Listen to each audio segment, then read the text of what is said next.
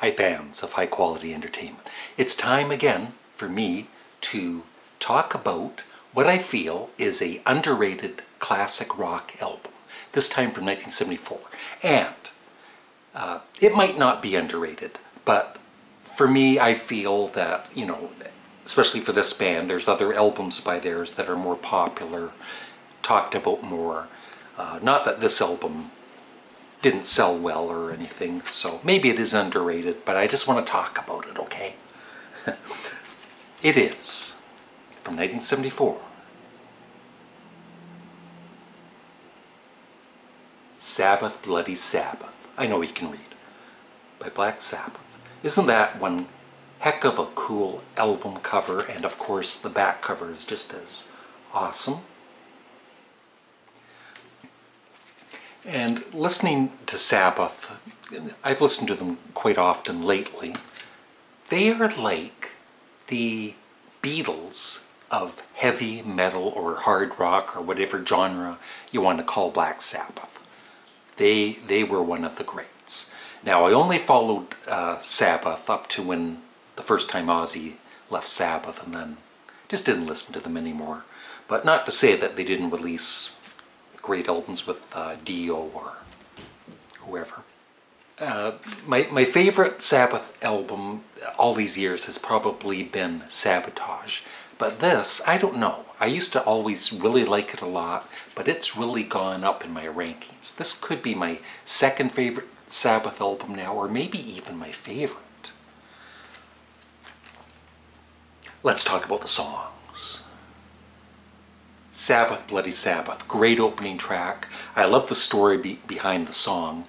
When they went into the studio to record this album, of course, Tony Iommi, he's the king of the riffs. Sorry, Jimmy Page. But he couldn't come up with a riff. No riffs. And so he was starting to worry. And then one magical day, or night, came the riff for Sabbath, Bloody Sabbath. And they were on their way. No problem recording the album after that.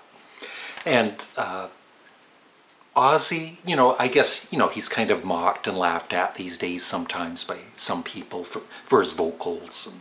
But at that, you know, in the 70s, he was an awesome singer.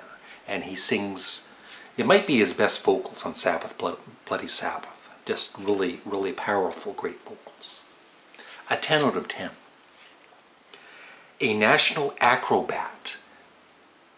I think it's my favorite underrated Black Sabbath song. And the whole song, of course, is great. The start of the song is great. But it's my baby Molly. Love you. She'll be here in a couple of days. Anyway.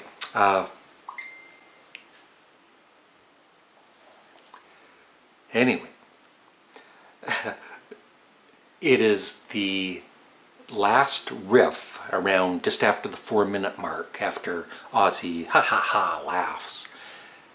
It is one of my all-time favorite sections of music.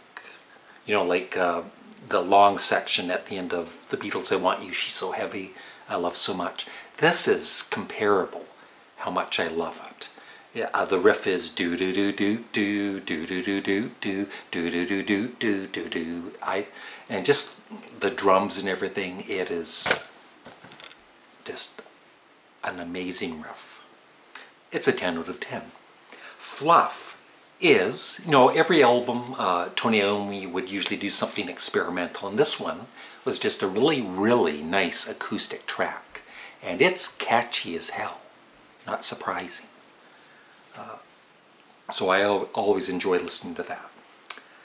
Sabra Cadabra, that is the one song on the album until recently I couldn't totally get into. It features Rick Wakeman on keyboards. Of course I loved him in Yes. But the last couple of times I listened to it, it finally hit me, oh my god, this is good. Especially near the end of the song where they get really funky. Yes, Black Sabbath getting funky. And before I forget, I also wanted to mention that Black Sabbath is known as, ooh, evil, darkness, and everything. But really, when you really read the lyrics, mainly written by their bassist, Geezer Butler, a lot of it is positive. It's about love, it's about God, and so very impressive lyrics too, by the way. So Sabra Cadabra, it's not one of my favorites on the album, but it's finally, oh, I love this song. I'll give it a 9 out of 10. We flip over the vinyl, or we just keep playing the CD, and next is Killing Yourself to Live.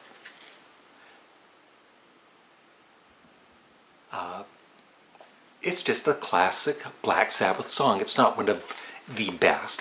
It wouldn't be in my top 10, but it's way up there. It's all of these songs too they're catchy choruses. They're commercial without being, without selling out or sounding commercial. But they're very catchy tunes. Killing Yourself to Live, great song. Who Are You features this Moog synthesizer, which may be a bit too up front in the mix, but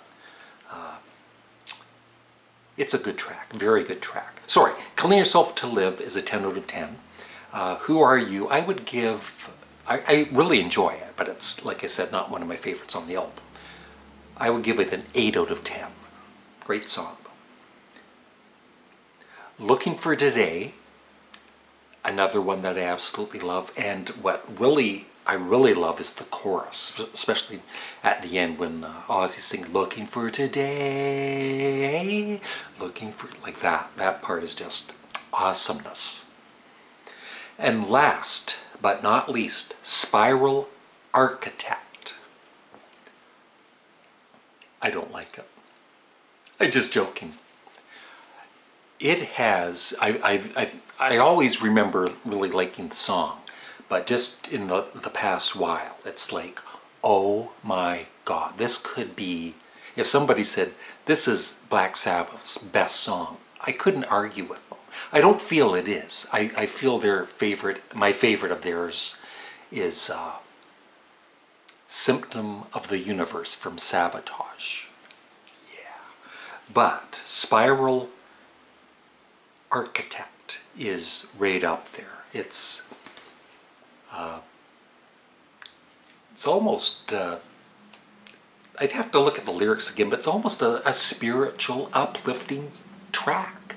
Maybe it's about the devil, I don't know. But when I think of that song, it's like, nice. Really nice song. And it's a 10 out of 10.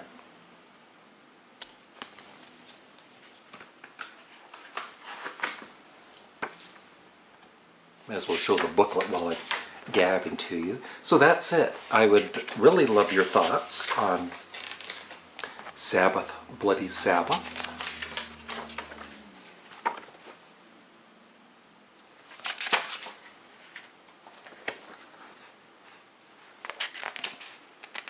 Now, I guess that was the gatefold. I never had this on vinyl. I had Black Sabbath and Paranoid and Master of Reality. Somehow I skipped this album. My brother bought it, so I did hear his. But I don't remember, I guess that was the fold-out for it. So yeah, I am a big fan of Black Sabbath with Ozzy. So I'd love your thoughts on Sabbath, Bloody Sabbath. Thanks for watching. Have a great day.